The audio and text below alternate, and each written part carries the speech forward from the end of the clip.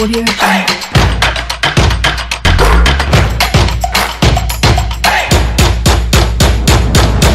Le football européen au rythme des affiches inédites en demi-finale de C1 et de C3. En semaine, bien sûr, pendant ce temps, Alexander Ceferin, le patron de l'UEFA, veut forcément punir les frondeurs à l'origine de la Super League, désormais défunte. Pour quelle fin? Sanctionner le Real, le Barça ou encore la Juventus Turin? Les spécialistes se prononcent dans le débat en début d'émission. Lille s'accroche, le Barça y croit, le Bayern patiente, tout comme l'Inter. Manchester City, dans une ambiance feutrée, soulève la Carling Cup. Vous l'avez compris, nous décryptons les majeurs dans Plateau Foot Europe. Enfin, vos appels, vos avis comptent. Vous pianotez votre téléphone.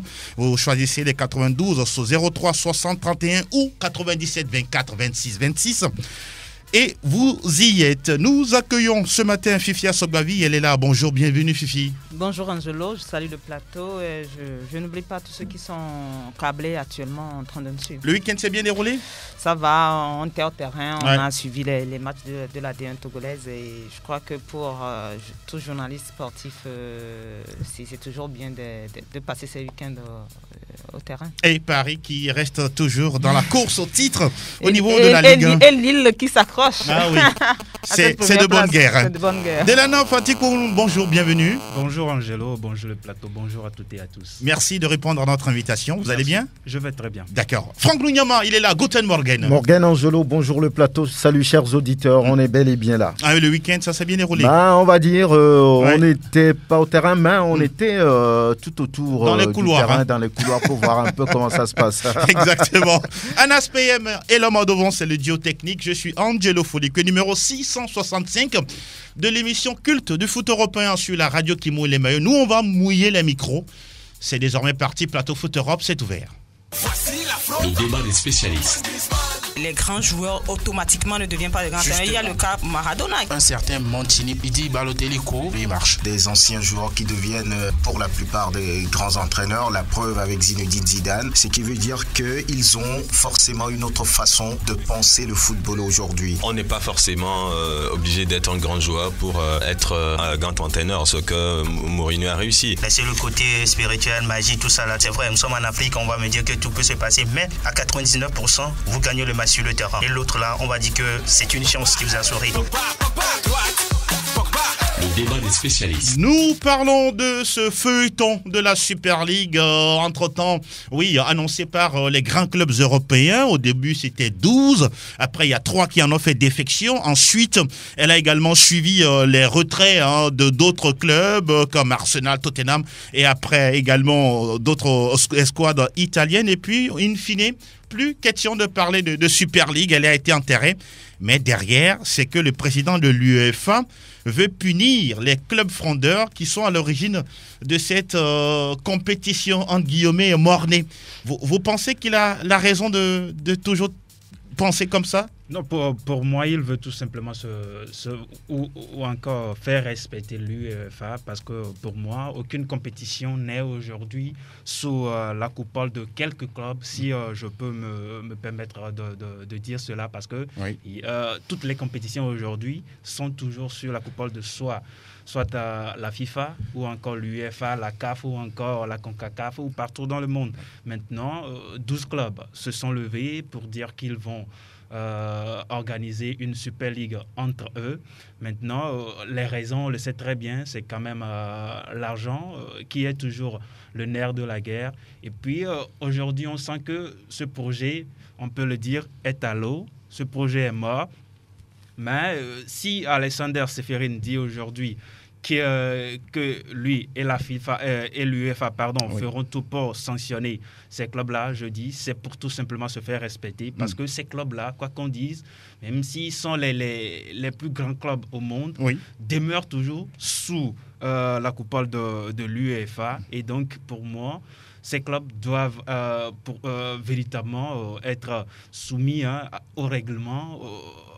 Vous le rejoignez? Je le rejoins. Pour vous, il a le droit de le faire? Pour l'heure, d'accord. Le projet est à l'eau, et donc il a tous les droits aujourd'hui de pouvoir sanctionner ces clubs-là. Et après, si ce projet renaît, parce qu'on ne peut pas dire que... oui, il semblerait que ce n'est que partie remise. Ce n'est que partie remise. Voilà. Florentino Pérez l'a dit, Oui. qu'ils sont en train de réfléchir encore sur le format. Peut-être 4 clubs pouvaient se qualifier pour cette Super League-là. Oui. On attend véritablement dans les jours à venir si véritablement Alexander Ceferin pouvait le faire, et après voir la réaction de ces clubs-là. Et lui, il rejoint Ceferin de punir les grands clubs. Franck Lunyama, vous, pour quelle finalité Ceferin veut agir de cette façon? Je voulais un peu refaire le point autour de la chose. Oui. Super échec, Super League, c'est ce que les gens ont dit. D'accord. C'est une forme de syndicalisme, de capitalisme prononcé que ces clubs, les 12 les plus grands, comme ils le disent, veulent mettre en place. Sur un point, ils ont raison, parce qu'ils ont senti que l'UEFA est en train de brasser beaucoup d'argent, mais cet argent n'est pas redistribué comme il le faut. Alors, ils étaient dans une réclamation qu'on peut dire logique et normale, mais peut-être c'est la manière. C'est la manière qui n'a pas été bien réfléchie, parce que quoi qu'on dise aujourd'hui, le football dans le monde, c'est les petits et en même temps les grands. Regardez un peu Erling Haaland, il vient d'où? De Salzbourg.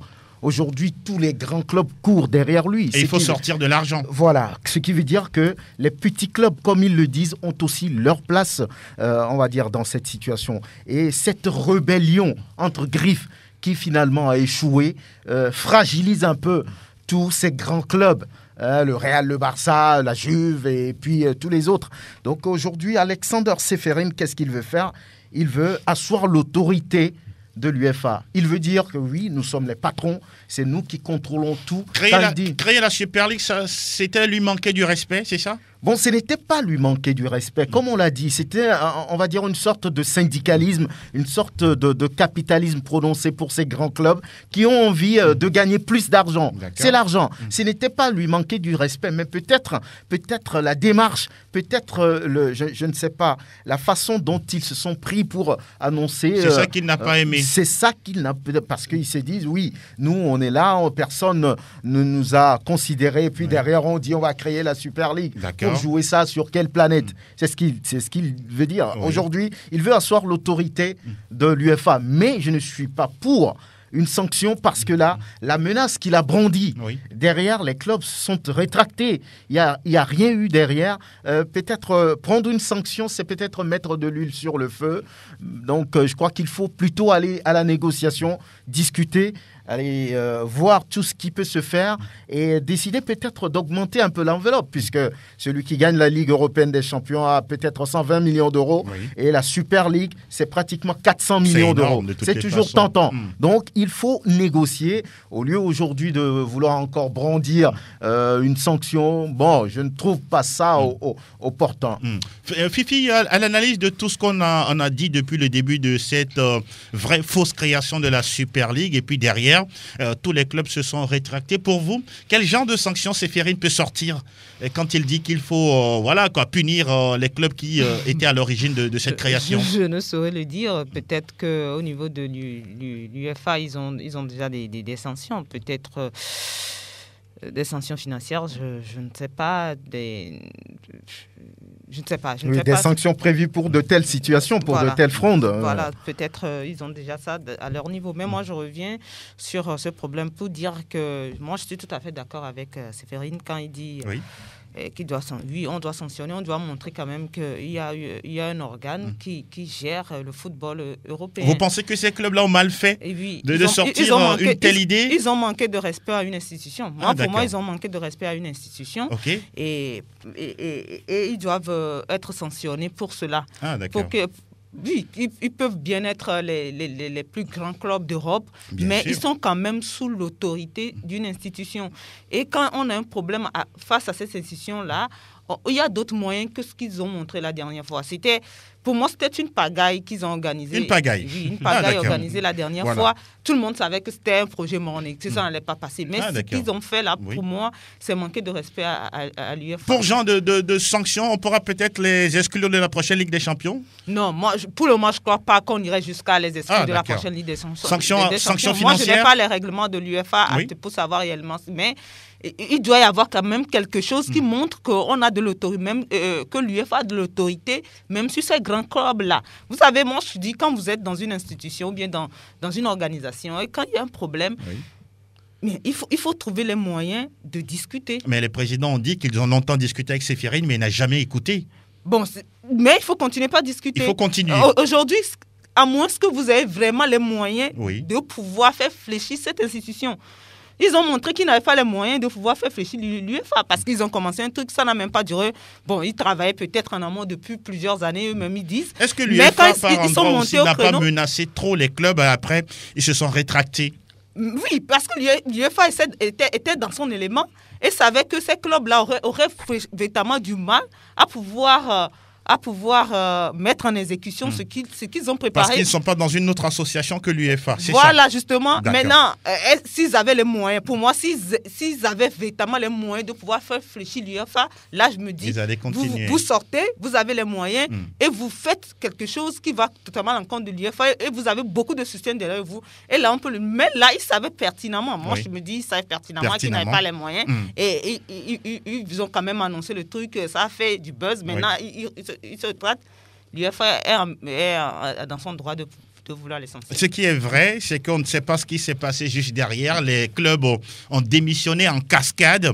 On a senti qu'il y avait une véritable pression dans le couloir à l'endroit de ce président de club. Parce que ça vient du pays du football. Ça vient quand même de l'Angleterre. L'Angleterre, il y a 6 clubs qui étaient au départ au front. Les supporters des clubs, ils étaient dans la rue, ils ont dit, mais ce n'est pas possible.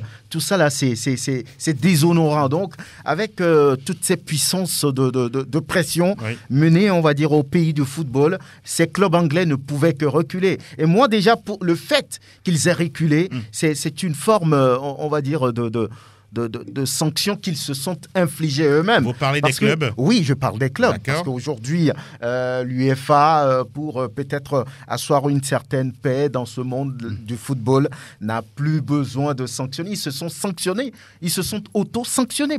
Auto-sanctionnés ? Oui, d'accord. Oui, en reculant. Okay. Parce qu'en 48 heures, un projet aussi important meurt.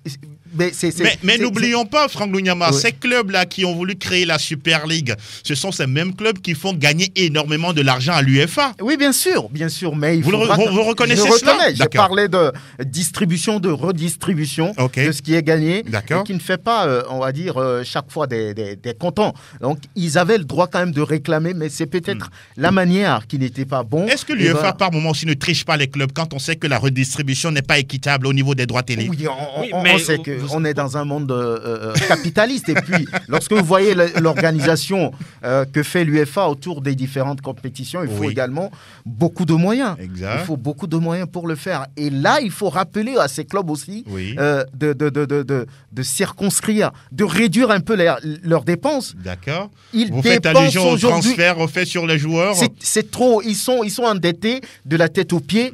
Ils n'ont qu'à voir un peu les dépenses qu'ils font chaque saison aussi. D'accord. Si Alexander Séphérine dit en réponse à Ilkay Gundogan que si vous voulez jouer moins, alors il va falloir baisser vos salaires. Ça veut dire tout ce que ça veut dire. Parce que au-delà du fait que tous ces clubs-là sont les plus grands clubs au monde, ils dépensent énormément.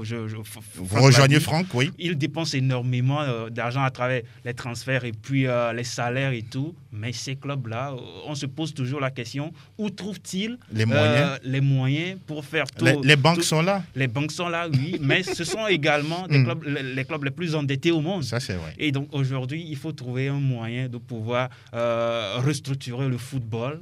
Par le passé. Vous pensez que c'est possible ? C'est possible. On va demander à Alexander Séphérine. Il faut mettre des garde-fous. Sinon, à cette allure, 30 secondes. À cette allure, on fera des transferts à 1 milliard d'euros. Ce n'est pas normal. D'accord. Mais de toutes les façons, ça pourra arriver tôt ou tard. Ne soyez pas surpris. Voilà pourquoi il faut mettre des garde-fous. Pour vous, il faut réguler tout ça. Justement. D'accord.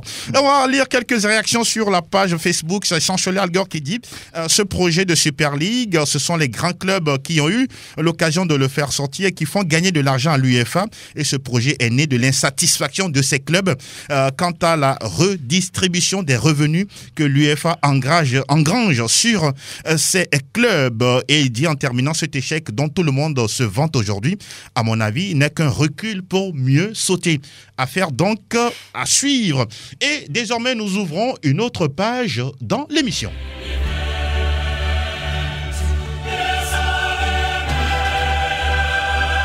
De superbes affiches en demi-finale de la Ligue européenne des champions. Fifi Assogbavi, mardi, le Real Madrid, déjà 13 fois vainqueur de la compétition, reçoit Chelsea.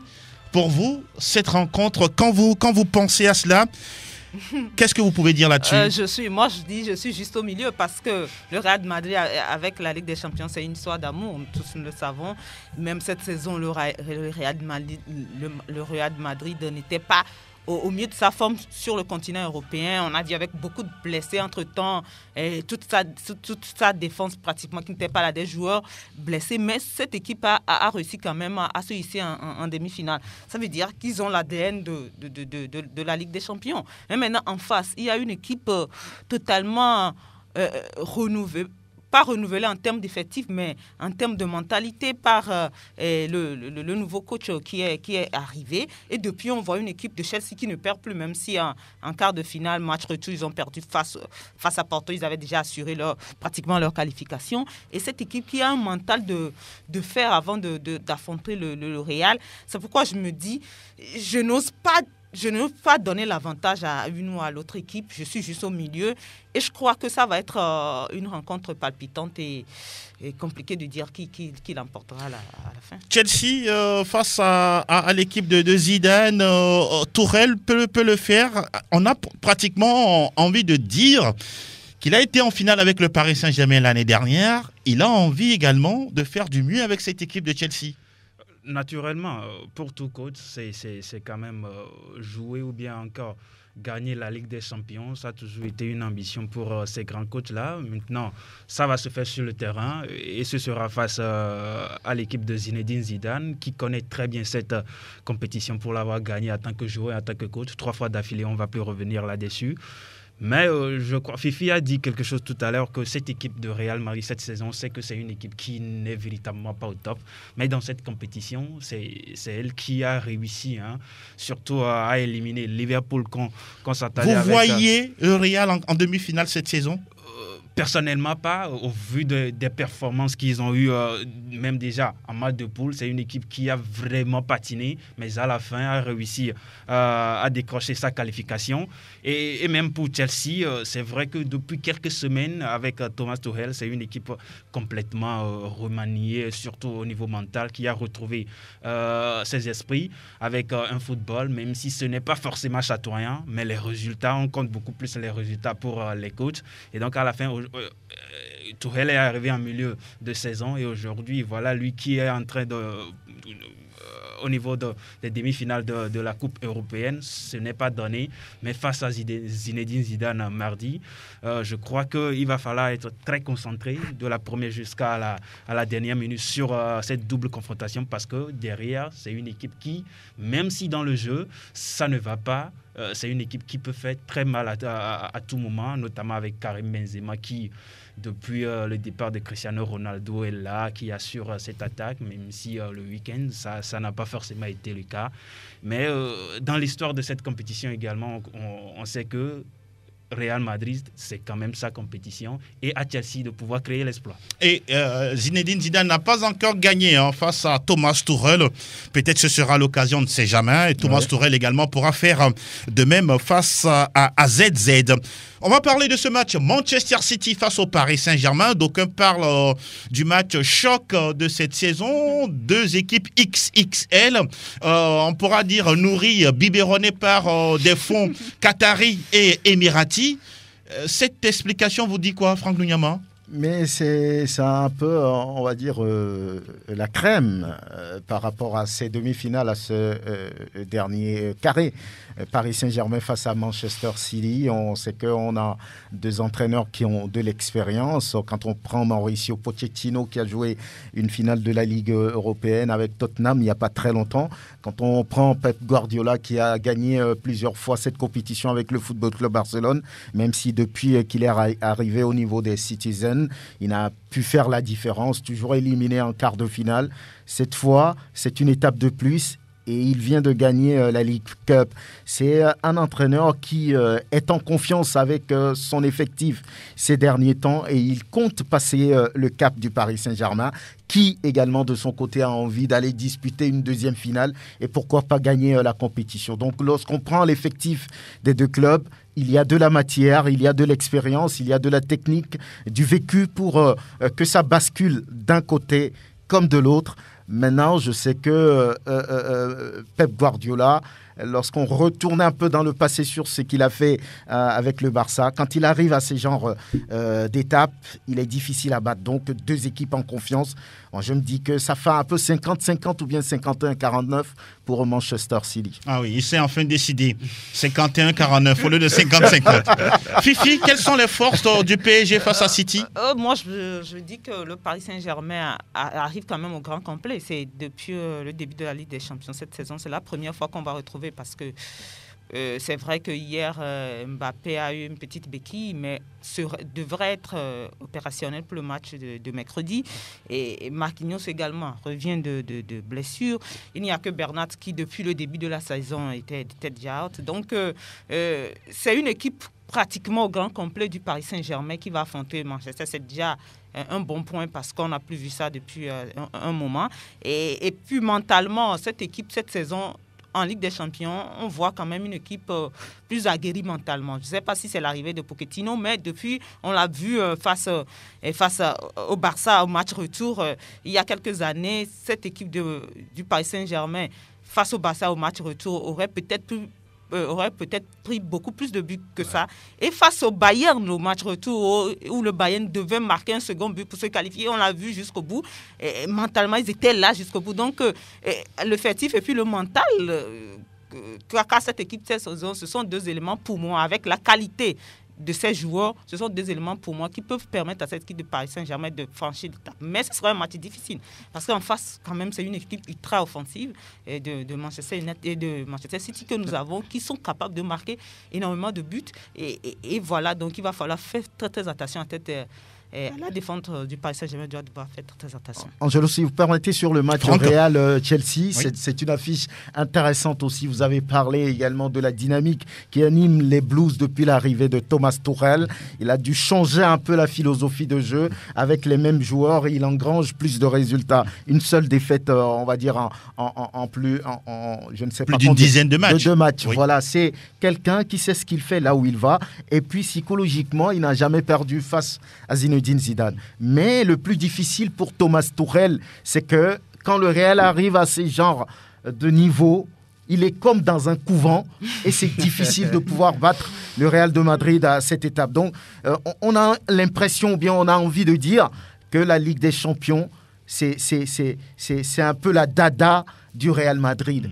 Arrivé à ce niveau, on ne peut plus battre cette équipe, mais c'est un match de football, on a envie de rapidement aller voir ce spectacle. Ah oui. De toutes les façons, deux coachs assez extraordinaires sur les bancs des quatre équipes, Zidane, Tuchel, Pochettino et puis Pep Guardiola. Real Chelsea, ce sera mardi, et puis Paris Saint-Germain, Manchester City, mercredi, surtout à suivre avec nos partenaires de Canal+, et on annonce le retour de Kevin De Bruyne dans les rangs de City pour ce match face au Paris Saint-Germain au niveau du Parc des Princes. La Ligue Europa également, des affiches intéressantes là-bas. Ces quatre équipes ont déjà goûté à la Ligue européenne des champions, mais elles sont cette fois-ci au niveau de la compétition, la C3, Villarreal, Arsenal. Ah oui, c'est également une affiche, deux équipes qui savent jouer au ballon. Villarreal aujourd'hui coaché par Unai Emery, l'ancien d'Arsenal, aujourd'hui entraîné par Mikel Arteta, et puis on aura Manchester United contre l'AS Roma. Vous voulez vous mouiller sur ces deux affiches ? Ouais, rapidement, Villarreal, Arsenal. On sait très bien que ce sont deux clubs qui, sur le plan européen, connaissent très bien au moins les compétitions européennes. Oui, ils se sont déjà rencontrés en 2003 ou 2004, si je ne me trompe pas. Et puis, c'était Arsenal qui avait damé le pion au sous-marin jaune. Maintenant, cette saison, ce sera face à un tacticien qui connaît très bien cette compétition pour l'avoir gagné plusieurs fois avec le FC Séville. Mais le football étant ce qu'il est, on attendra de voir ce qui sera fait. Arsenal doit gagner ce match, en fait, cette compétition, pour espérer jouer la Ligue des Champions la saison prochaine. La saison prochaine, les clubs le font déjà. Et donc, tous ces clubs-là qui sont là, je crois que vont mettre le paquet. Tous ces clubs vont mettre le paquet. Vous voulez parler également de Manchester United. Manchester United également, même si cette équipe est pratiquement assurée de pouvoir disputer la Ligue européenne des champions la saison prochaine. Mais ces clubs-là, et également la Roma, Villarreal, qui ne rêve jamais. Qui peut dire qu'il ne rêve jamais de pouvoir apporter un titre européen? Je ne crois pas, même si vous demandez à un supporter de Steaua Bucarest aujourd'hui, il vous dira qu'il veut disputer la Ligue européenne des champions. Et donc, attendons de voir ce qui sera fait le jeudi. De toutes les façons... je fais un constat, c'est que depuis quelques années maintenant, on a quand même de très grands clubs en Ligue Europa. Vous pensez que quoi? Non, avant, on avait l'impression que quand c'était beaucoup plus pour les petits. Ils sont reversés en Ligue Europa, ils jouent avec une équipe C, et puis ils sont éliminés, ils préfèrent se concentrer sur les championnats. Mais maintenant, depuis quelques saisons, on voit Manchester United, on a vu Inter la saison dernière, Arsenal, on a même vu Chelsea à un moment donné. Il joue juste à fond. Même Mourinho a gagné la Ligue Europa avec Manchester United. Donc, c'est quand même intéressant. Ça fait toujours la promotion d'une compétition, peut-être qu'on a un peu délaissé dans le passé. Oui, c'est vrai. La C3, de toutes les façons, moins, on peut dire, médiatisée par rapport à la Ligue européenne des champions. Il faut faire attention à cette équipe des sous-marins jaunes. Oui, Villarreal. Depuis un moment, ce n'est plus une équipe référence en Liga, en Espagne, mais sur cette compétition, on a un entraîneur qui s'y connaît, qui l'a gagné à plusieurs reprises. Donc, c'est Unai Emery face à Mikel Arteta qui découvre un peu ce niveau de la compétition. Donc, il ne faut jamais, on va dire, négliger les sous-marins jaunes. Ils peuvent frapper fort, mais de l'envie, de la détermination, je crois que c'est dans les rangs des Gunners, puisqu'il faudra gagner la compétition pour pouvoir jouer en Ligue des Champions la saison prochaine. Donc, c'est un match qui s'annonce aussi alléchant. En tout cas, côté Arsenal, il y a de la matière, des joueurs de grande qualité. Pierre-Emerick Aubameyang, Nicolas Pepe, Lacazette, voilà, et tous les autres. En tout cas, on suivra de toutes les façons. Ces deux matchs ont lieu jeudi, le 29 avril 2021. Fini pour la Coupe Interclub. Désormais, on va ouvrir la fenêtre des majeurs. Monaco, le champion. Et quel spectacle pour une dernière victoire. 100% Ligue 1, Conforama. Lacazette réussit le sien, 28e but de la saison sous les couleurs de Lyon avant de quitter le club. Oui, on va parler de Lyon, mais cette fois-ci, Depay, il a marqué 18 buts seulement, pas encore 28 pour les Gones, mais Lyon se saborde la dernière fois, 2 buts contre 3 face à Lille. Fifi Assobabi, vous suivez ce championnat de très très près. Comment peut-on mener 2-0 quand on a envie d'aller chercher peut-être le titre au niveau de la Ligue 1 et se faire rattraper et se faire renverser par Lille? C'est ce qu'on ne comprend pas avec cette équipe de Lyon. C'est une équipe véritablement imprévisible. On en parlait depuis quelques saisons maintenant. C'est une équipe qui est capable de te gagner un match 3-0 et puis après qui passe un petit club. Un souci mental pour les joueurs? Sûrement, mais depuis là, on a même changé d'entraîneur. Et Garcia est arrivé, on pensait que ça allait régler le problème. En début, ça allait, mais cette équipe a toujours cette habitude-là voilà. Donc, sur cette rencontre, vous cherchez tous la première place. Bien sûr. Vous menez à domicile 2-0. On ne peut pas comprendre comment, après, on prend quand même 3 buts à domicile. Face au Paris Saint-Germain, ils en avaient pris, je crois, 4 aussi par le passé. Donc, il y a évidemment un souci peut-être mental dans cette équipe-là. Mais ça fait quand même le bien de Lille. Aujourd'hui, vous pensez que cette équipe lyonnaise a déjà des regrets, a dit adieu au titre? Parce que quand on jette un coup d'œil au classement, ils sont 4e avec 67 points à 6 points de Lille. Il doit rester... Il reste 4 journées pour tous les 4 clubs. Points à prendre, c'est encore possible mathématiquement. Mathématiquement, c'est possible. Mais maintenant, quand vous voyez ces deux équipes du Paris Saint-Germain de Lille qui vont rien lâcher. La dynamique est tout autre. Voilà, ils vont rien lâcher jusqu'au bout. Voir Lyon maintenant venir encore gagner ce championnat-là. Moi, je n'y crois plus. Mais c'est en football, tout peut arriver. Vous parlez des 4 prochaines journées. Lyon qui se rend à Monaco. Lyon reçoit Lorient et Nice. Et Lyon qui va jouer face à Reims. Et oui, le Paris Saint-Germain va jouer Lens à domicile, va se déplacer à Rennes et à Reims. Et puis va jouer également face à Brest. Et puis on va parler de Lille qui va jouer face à Nice à domicile, qui va à Lens et qui va jouer également face à Saint-Étienne à la maison. Et puis terminer par Angers. Oui, ce sont. En tout cas, moi je pense que. Qui a le calendrier le plus favorable? Les deux, hein. Pour moi, Lille et le Paris Saint-Germain. Parce que le Paris Saint-Germain déjà joue la Ligue des Champions. Oui, et la Coupe de France. La Coupe de France, en plus, joue Rennes. D'accord. Rennes, depuis l'arrivée de Bruno Genesio. Bruno Genesio est quand même dans une dynamique, ça peut leur poser problème. Paris peut perdre des points selon vous? Peut perdre des points, surtout que Paris, depuis le début de la saison, après chaque match de Ligue des Champions, Paris a du mal. Même la dernière fois face à Metz, on a vu ça a été quand même encore difficile. Oui. Mais maintenant, Lille, moi je crois que Lille en tout cas a l'occasion aujourd'hui de gagner le championnat. Si Lille ne gagne pas le championnat, Lille ne peut s'en prendre qu'à lui-même. Vous le dites, hein? Parce que déjà, passer le cap de Lyon, c'était le match qu'il ne fallait pas faire ou bien qu'il fallait gagner. Ils l'ont fait. Maintenant, contre un concurrent direct. Maintenant, s'ils ne gagnent pas le championnat, ils ne peuvent s'en prendre qu'à eux-mêmes. Parce que là, il n'y a que le match de Nice qui soit pour moi un match. Lens aussi. Attention, Lens qui vise l'Europe. Qui vise l'Europe aussi. Lens aussi, surtout en déplacement. Exact. Ce sera peut-être un peu compliqué. Mais moi, je crois qu'aujourd'hui, Lille a l'étoffe pour gagner. Franck Wanyama, voulez-vous mouiller sur ce suspense très entier? Moi, je salue, on va dire, une fin de championnat assez intéressante. Ça fait longtemps on n'a plus vu ça. Déjà 4 journées de la fin, on sait que c'est Paris Saint-Germain avec l'argent de Qatar Investment. Donc ce n'est plus quelque part aussi attrayant, attirant. Maintenant, cette fin de championnat prouve un peu que le niveau est un peu élevé. Les clubs veulent rivaliser avec le Paris Saint-Germain au-delà des faibles moyens qu'ils ont. Donc c'est bien, c'est du suspense et ça donne le spectacle jusqu'à la fin. Maintenant, Lille, par rapport à ce qu'on voit ces derniers temps, on sait qu'ils ont un effectif jeune qui peut faire la différence. David, Ikoné, et puis Sanchez et tous les autres. Maintenant, attention. Il y a Zitier, Ilmaz. Oui, il ne faut pas qu'ils craquent sous la pression. Du Paris Saint-Germain. La pression viendra d'où? De Paris Saint-Germain? Oui, et puis de Monaco. De Monaco qui n'est pas loin aussi. Regardez un peu les calculs. Entre le premier et le quatrième, il n'y a que 6 points. Donc, il reste 12 points à prendre. Ça veut dire que mathématiquement, tout est possible. Donc, c'est l'équipe qui aura un mental fort, solide, qui pourrait faire la différence. Attention à Monaco surtout, qui est sur une dynamique assez intéressante. Avec Ben Yedder qui claque but sur but. J'ai envie encore de poser cette question de la neuve, Fatick Pounoun. Vous prenez le Paris Saint-Germain qui a déjà 8 défaites à son compteur. Ça n'a jamais arrivé sous l'ère qatari. Vous pensez qu'une telle équipe peut finir champion? Avec 8 défaites? Cette équipe peut finir champion ce serait quand même extraordinaire. Si ceux qui sont devant elle n'arrivent véritablement pas à assurer. Sincèrement, parce que aujourd'hui, on parle de Lille depuis 2011.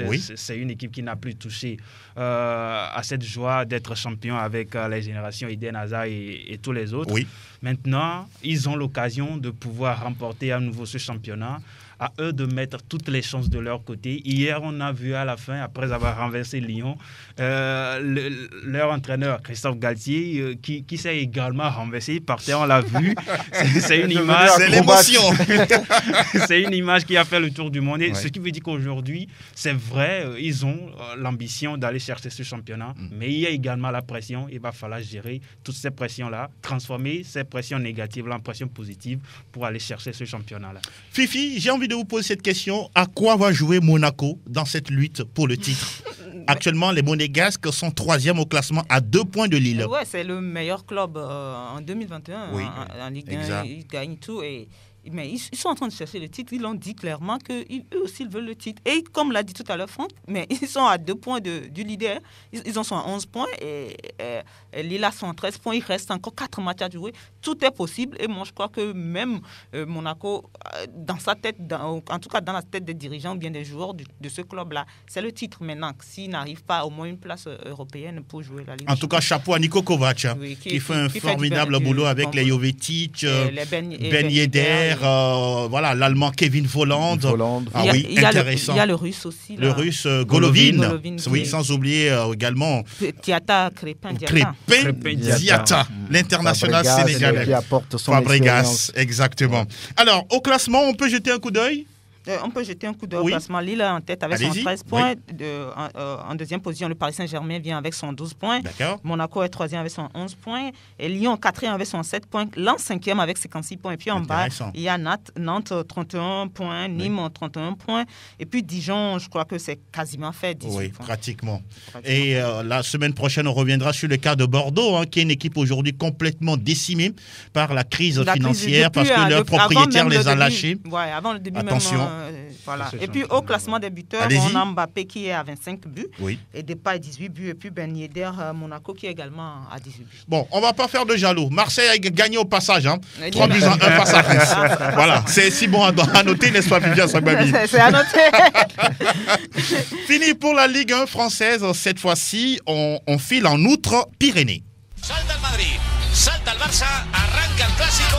Está el tiempo de la Liga. Sí, buena la que recibe de Casemiro, haga la primera, gol. Et ça va aller très très vite. Nous parlons de la Liga espagnole, le 32e acte. Franck Nuñama avec Retafe de Jane Daconam qui, on peut dire, se réveille dans le dernier virage du championnat. Jane qui délivre une passe décisive sur le premier but d'Ounal. Ça fait 2-0 pour les coéquipiers de l'international et capitaine des Éperviers. C'est bon à prendre. Ouais, c'est bon à prendre, mais j'ai envie de dire que c'est trop tard cette équipe. On l'a pas vu tout au long de la saison. Jane Daconam et ses coéquipiers. Ils ont fait 0-0 face au Real Madrid. Ils ont perdu face au Barça. Au Barça, 2-5. Oui. C'est une équipe qui, à mon avis, a déjà tout donné et qui n'a plus rien dans le ventre maintenant. Sur ces derniers matchs, il faut prendre des points pour éviter la relégation. C'est ce qu'il y a lieu de faire et je pense que c'est ce qu'ils sont en train de faire. Maintenant, j'ai un petit pincement au cœur pour le capitaine des Éperviers qui a montré à plusieurs reprises qu'il faisait partie des meilleurs défenseurs de cette compétition et qui, après, a dégringolé un tout petit peu au niveau prestation, au niveau performance. Mais on se demande si il a encore une chance de pouvoir aller voir ailleurs dans un club plus huppé, plus médiatisé. Pourquoi pas voilà. Peut-être. Oui, allez-y, terminez. Voilà, c'est là où se trouve mon regret. Le challenge pour lui, peut-être pour les prochaines fois. Ouais. Et on va faire le maximum des fois pour l'inviter en émission, pour lui poser des questions pour voir exactement s'il aura encore envie de rester à Retafe ou de partir. Moi, je crois qu'il a peut-être, s'il n'arrive plus à partir, c'est parce qu'il a raté l'occasion de partir. Et pour vous, c'est tard? Cette saison c'est tard? Est peut-être pas tard, mais cette saison est peut-être la saison de trop pour Jane à Retafe. On savait qu'il y a la saison dernière, ou bien il y a 2 saisons, en tout cas les 2 dernières saisons, il avait la cote. Ils étaient même en Ligue Europa. L'occasion, le moment idéal de partir. Avec les performances de son club, je ne sais pas si ça va marcher. Ou pas. On verra. On va rapidement parler de ce chassé-croisé entre l'Atlético, le Real Madrid et le FC Barcelone. Les 3 équipes se tiennent à 2 points. Le Barça a gagné dimanche face à Villarreal 2-1, doublé de Griezmann. Et le Barça a 71 points, tout comme le Real Madrid. 73 pour l'Atlético, mais on rappelle que les Catalans ont un match en moins. Ce championnat aussi, vous voyez qui finalement? Oui, ça, malheur à celui qui va dire aujourd'hui que ce sera soit le Barça, Pourquoi malheur? Parce que à l'allure où vont les choses, on voit véritablement que tous les 3 clubs peuvent être champions à la fin de cette saison. Maintenant, il va falloir prendre les points là où il faut véritablement les prendre parce que, lors de la première phase, on a vu que ce sont des clubs, surtout l'ATM, qui a véritablement fait le paquet et dans cette deuxième manche, on sent qu'il est en train de perdre des points. Le moment où le Real Madrid et le Barça sont en train de cartonner.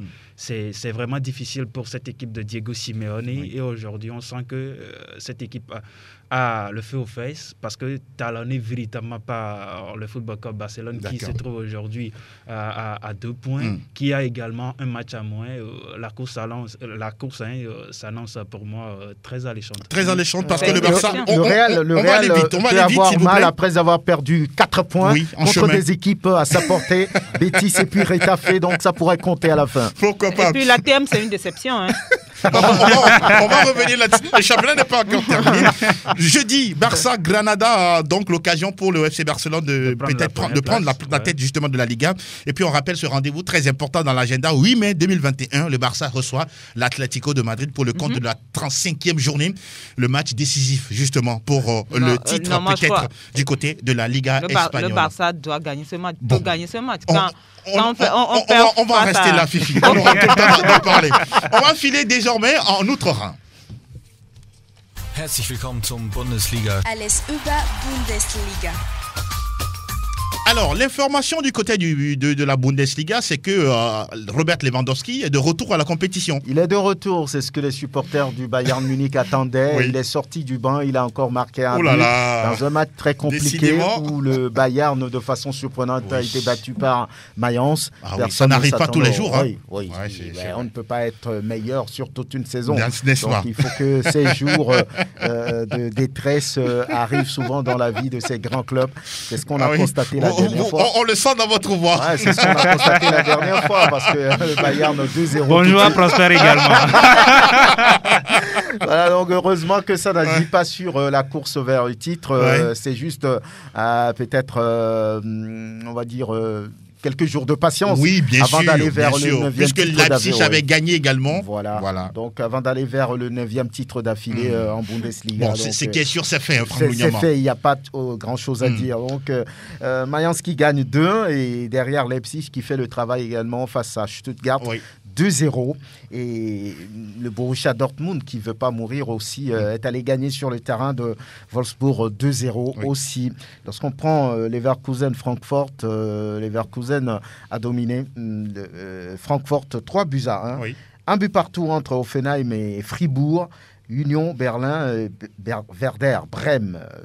Voilà, c'est une victoire pour cette équipe qui, à mon avis, a surpris cette saison, a montré de la solidité. 3-1 pour Union Berlin. Augsbourg a perdu à domicile face à Cologne, 2-3. Et derrière, il y a cette promenade de Mönchengladbach devant Arminia Bielefeld. 5-0. Et on dira qu'aujourd'hui, il y a des matchs pour... faire le rattrapage, beaucoup de matchs d'ailleurs de la 29e, 30e journée pour équilibrer justement le calendrier. Au niveau des buteurs, on a Lewandowski qui est en tête après avoir manqué d'ailleurs 35 buts, non 36. Avec 36 désormais. Et deuxième, il est à 4 buts de Gerd Müller, le record. Gerd Müller, est-ce qu'il va pouvoir le faire? On se le demande. Il reste, je crois... 3 journées, non? 3 journées. Bon, il peut le faire, hein. Il peut le faire. C'est Robert Lewandowski. Et donc, derrière Erling Haaland avec 25 buts, André Silva 25 buts aussi. Et on va noter que la meilleure attaque, c'est celle du Bayern avec 86 buts marqués. La meilleure défense est à mettre à l'actif de Leipzig qui en a encaissé que 25 buts depuis le début de la saison. On va parler de Schalke rapidement, qui est désormais en 2e division depuis 30 ans. C'est la première fois que ça arrive. Hein. C'est la première fois et c'est dommage pour le club de Gelsenkirchen qui a entre-temps fait de très belles choses en Ligue des Champions. C'est clair. Mais voilà, donc malheureusement pour cette équipe, elle est obligée de descendre, d'aller revoir, on va dire, sa vision de jeu, ses façons de faire pour rapidement peut-être remonter en Bundesliga. Donc le classement s'affiche comme suit. Le Bayern est en tête avec 71 points, Leipzig 2e, 7 points de retard, 64, 3e Wolfsburg, 57 points, 4e Francfort, 56 points, puis Dortmund boucle le top 5, 55e le club du Togolais, Illas Bebou Offenheim est dans la 2e partie du tableau, 11e avec 36 points. La relégation, c'est déjà parti pour cette équipe. Elle sauve sa saison. 14e, Werder, ça c'est le bas du tableau, 30 points. 15e, Arminia Bielefeld, 30 points aussi. 16e, Cologne, 29 points. Hertha Berlin, 17e, 26 points. Et puis 18e, Schalke, on vous l'a dit, officiellement relégué. Et Hertha aussi et Cologne va pouvoir disputer les barrages. Les barrages, justement, pour déterminer celui qui va rester ou partir du côté de la Bundesliga. Sans transition, on va rapidement parler de la Serie A italienne et puis juste derrière de la Première Ligue, parce que les auditeurs, oui, on vous donnera tout le pouvoir de pouvoir nous appeler justement dans cette émission. 33e levée de Serie A italienne, le carton de l'Atalanta 5-0 face à Bologne, Juventus, Fiorentina 1 but partout, l'Inter qui épingle le Hellas Vérone 1-0 et au classement, on retrouve l'Inter 79 points, 68 pour l'Atalanta, deuxième, troisième, la Juventus 66 points, le même nombre d'unités pour le Milan, c'est classé quatrième. Et au classement des meilleurs buteurs, on retrouve Cristiano Ronaldo, 25 buts, 21 pour Lukaku et 19 pour Luis Muriel. En Première Ligue, c'est le match nul, 0-0 entre Leeds United et Manchester United. Nous parlons du 33e chapitre. La victoire de Chelsea 1-0 face à West Ham United. Timo Werner est passé par là. Arsenal a courbé les chines devant Everton 0-1. Et puis nul coupable de Liverpool 1-1 face à Newcastle United. On ne cessera jamais de le dire. City a remporté la Carling Cup face à Tottenham 1-0 grâce à Aymeric Laporte. Oui, c'est l'heure des auditeurs. Justement, on vous donne le pouvoir désormais. 92 03 60 31 97 24 26 26. Vous vous mouillez sur les affiches de Ligue des Champions, de Ligue Europa. Je ne sais pas. Allez-y, c'est votre moment. Le premier est déjà en ligne. Bonjour, bonjour. Bonjour, auditeur. Vous êtes là? Oui, allô. Oui, bonjour. Vous êtes là? Allô. Oui, bonjour. Oui, bonjour. Et l'homme le Bavarois? Oui, c'est lui-même. Oui, comment vous allez? Allez-y rapidement, s'il vous plaît. Ah bon, j'aimerais me prononcer sur cette Super League. D'accord, allez-y. Oui, je vois que Florentino Pérez se prend pour le roi de l'Europe. D'accord. Mais il est le président du plus grand club au monde, non? Non, quand même. D'accord. Quand même, il a des institutions plus fortes que comme l'UEFA. Il doit les consulter avant. D'accord. Oui. Vous êtes là, allez-y, allez-y.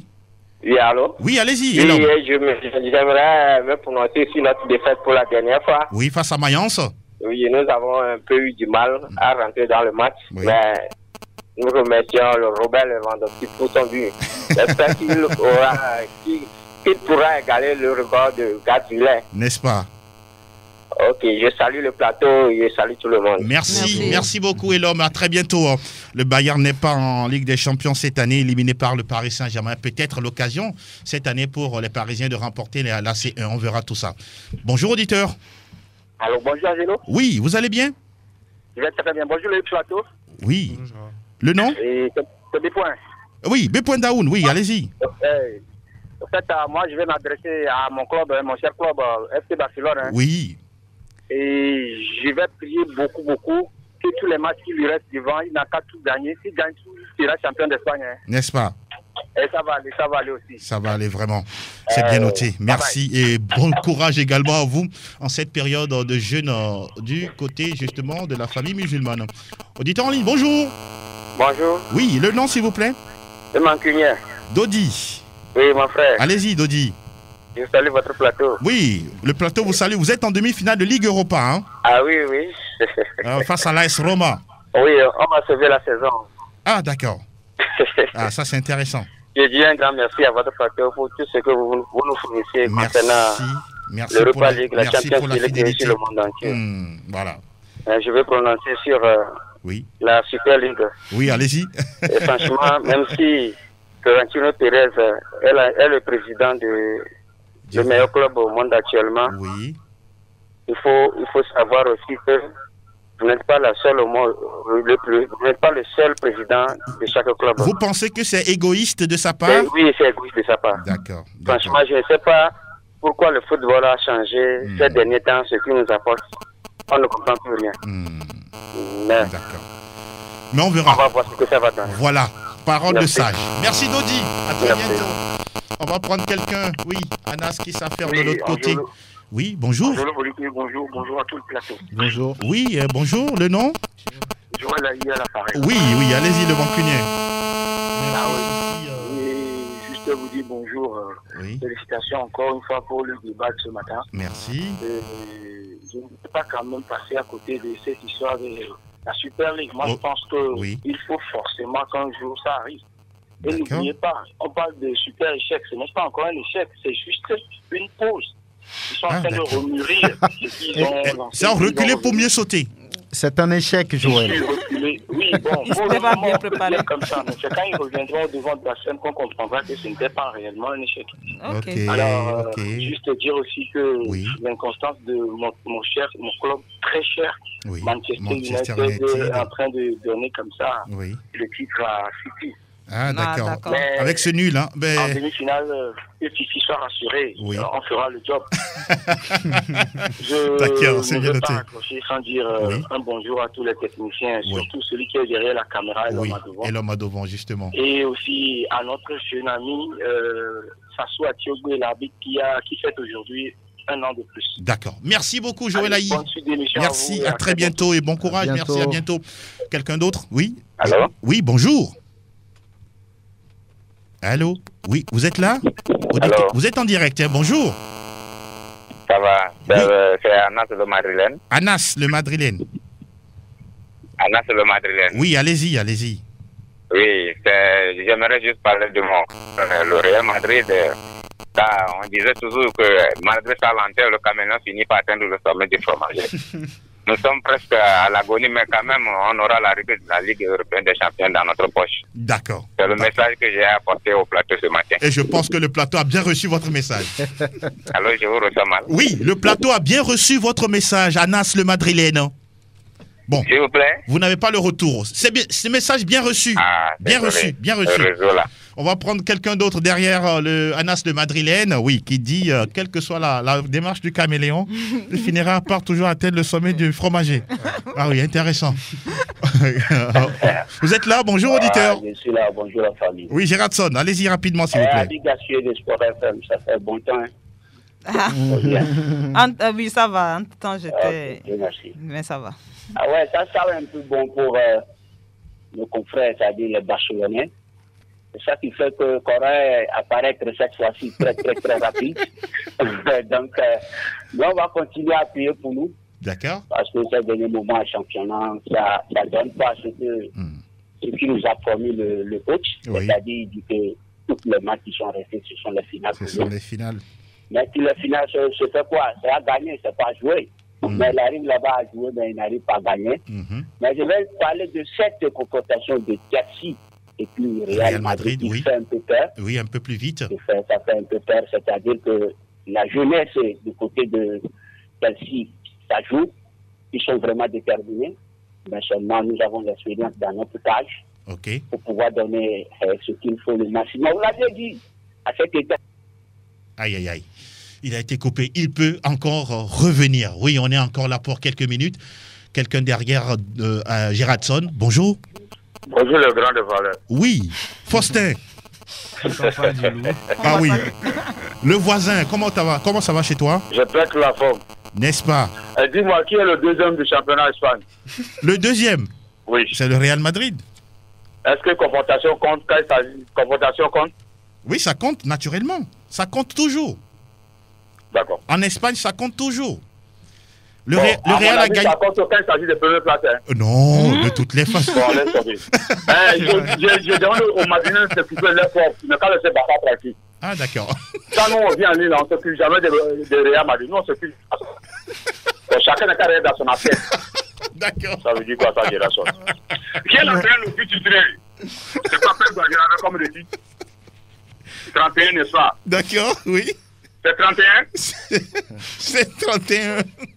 C'est 31, M. Fangama. Bon, je sais pas trop. Il fallait parler de ça, M. Fangama. J'aime ça. On est ensemble. Merci, Faustin. À très bientôt. On va prendre un autre auditeur. Vous êtes en direct. Bonjour. Oui, c'est pour l'émission. Oui, le nom, s'il vous plaît? C'est l'enfant de 17 ans. L'enfant de 17 ans? Le grand frère. Pardon? C'est ma première fois. Oui, votre petit nom, s'il vous plaît. Votre petit nom. C'est Ibrahim, quand même. Ibrahim. Bon, allez-y, Ibrahim. C'est pour vous saluer, pour vous encourager de se faire tous les lundis à nous donner toutes les informations sur les fêtes majeures. Merci beaucoup, merci. Ok, bonne journée. Ah, d'accord. Merci beaucoup. Merci pour l'encouragement. Oui, ça nous fait chaud au cœur. Quelqu'un derrière. Oui, vous êtes en direct. Bonjour. Oui, c'est Abdoul l'original. Abdoul l'original. Oui, vraiment. D'accord. Nous vous écoutons, Abdoul. Ah, ok. C'est pour vous dire que... Vous allez diminuer un peu le volume de votre poste, s'il vous plaît. Ok. Merci. Oui, allez-y. C'est pour dire que le Real veut faire comme la saison 2014, ok? D'accord. Le Real va laisser le championnat à l'Atlético. D'accord. Pas au Barça. Et l'empoche la Champions League. D'accord. Ah oui, c'est comme ça. Donc il faut savoir gérer, quoi. Ok. Donc vous gérez en ce moment. La gestion. D'accord, c'est bien noté. Merci beaucoup, Abdoul l'original. Merci. À très bientôt. Merci. Je vous reçois très mal. Ah oui, c'est pas grave, mais nous on vous reçoit très bien. À très bientôt et bonne suite de carême à vous. Un autre derrière Abdoul. Bonjour. Bonjour. Vous allez bien? Oui, je vais bien. Merci. Le petit nom, s'il vous plaît? Augustin de Chelsea. Augustin de Chelsea. Oui. Allez-y, Augustin. Oui. Augustin. Oui. Non, c'est juste pour dire à tous les supporters de Chelsea Foot qu'on va lever de ne pas se décourager. D'accord. Oui, demain, nous allons battre le Grand Real. Comme ça se dit, no Chelsea, no football, c'est ça? Oui, no Chelsea, no football. Le Real va tomber demain. Le Real va tomber demain. Merci beaucoup, Augustin, de nous avoir appelés. Oui, merci à vous aussi. Bonne suite de journée. Merci infiniment. On va prendre le tour dernier. S'il est là, s'il n'est pas là, on fait le tour de table. Merci beaucoup à tous. Merci à NAS PM. Alors, et Delanov, quelques salutations à des personnes chères à vous? Oui, naturellement, je vais saluer Dela Haïté, le confrère. Oui. Il nous suit religieusement. Exact. Je salue également tous nos amis sur la plateforme PFE, notamment Julien dans l'été, Prosper, le Bavarois, Julien Wolfi là-bas et tous les autres. Fifi à Sogbavi. Oui, je salue Julien dans l'été, Zarif, Gordo, Sika, voilà. Et toutes les femmes sur la plateforme. Oui. Et en tout cas, beaucoup de courage à nos amis musulmans. Et puis, bonne fête à tout le peuple togolais. Oui, vous parlez de l'indépendance, c'est ça? Demain, oui. C'est demain. Fifi, vous êtes une vraie citoyenne. Intéressant. Ça fait combien de 61 ans. 61 ans. C'est pas petit, hein?